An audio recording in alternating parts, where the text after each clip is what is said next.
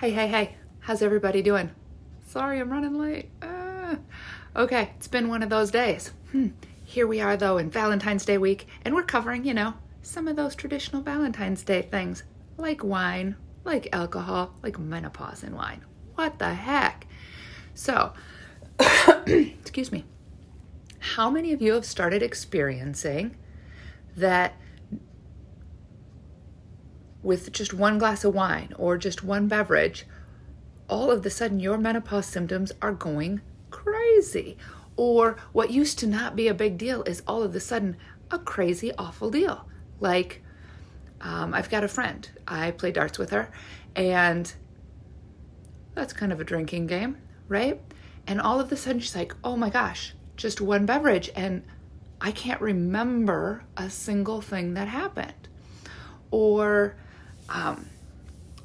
when I have a couple of beverages, the hot flashes and night sweats are incredible, right? And it seems like it takes so much more to recover from a night out. And what used to be commonplace is now like, I don't think so, right? So here's some of the whys on this. First of all, as our hormones change, that changes the entire chemical makeup of our body, right?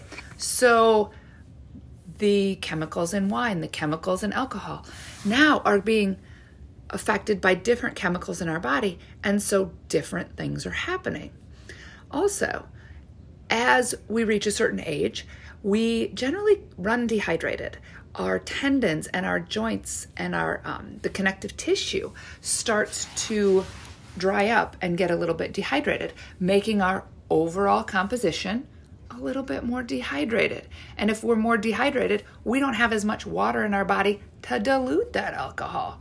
So the effects of the alcohol that are already dehydrating are compounded by the fact that we're even more dehydrated because we don't have as much water in our bodies to dilute the system.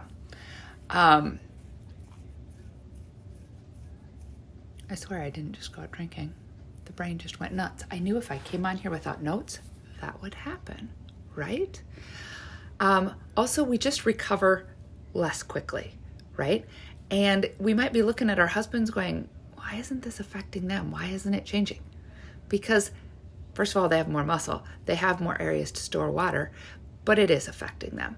As we all get older, the effects of alcohol are far more pronounced, right? It's just got to do with some of the muscle mass.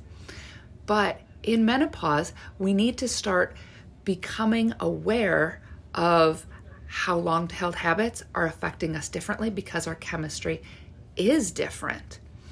Also, another, I want to say researched, but I think researched is the word I want. It's been found that alcohol abuse happens more as we get older because we find that we're needing a glass of wine or a glass of alcohol just to take the edge off the day. That shorter fuse that we're starting to get as we get a little bit older, we often try to numb that out with alcohol. So we want to be aware of that. And then finally, we want to be aware of the intolerances that are created with the different chemicals that are in the different alcohols or with the different mixes, right? So a lot of inflammation happens in our body when we drink alcohol, including gut health is affected, but overall inflammation. And the inflammation of the alcohol can cause things like depression, anxiety, anger, weight gain, right? All the things. A lot of women will say, well, I drink just a glass of wine or two a night so I can get to sleep. That's awesome. But are you finding that you're waking up at between 1 and 3 in the morning? That's your liver saying, hello, I can't process this much shit. Now I need you awake. Your liver is in distress. So it's waking you up. And then if we're awake, we're finding it's much harder to fall back asleep, right? It's the liver working through all the things. Part of that liver being so backed up, where maybe in your 20s you could drink 7 times as much alcohol as you're drinking and not be waking up, is we've got the added compounded effects of stress, of extra estrogen that's floating around in our system that's causing the liver to have to work. If we're not getting enough fiber, if we're not pooping regularly, then the body is recycling the estrogen that it's trying to get out, having to make the liver work through that estrogen a second time, a third time, a fourth time. All the more reason to up your fiber so that you stay regular, so your body's not recycling toxins, so it gets to work through them again, so that you can have an extra glass of wine, right?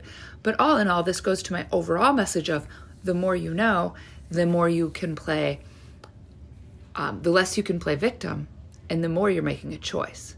So as you go out on this Valentine's Day weekend, be sure you know what you're doing. Be sure you know that the effects the alcohol is having on you. You might want to test it. You might want to go wine-free, alcohol-free for a week or two and just see how it affects your energy, your sleep, your depression, your feel-gooders, right? And then you know if it's the wine that's keeping you awake at night. Have a most fantastic afternoon. Happy Valentine's Day and enjoy your afternoon.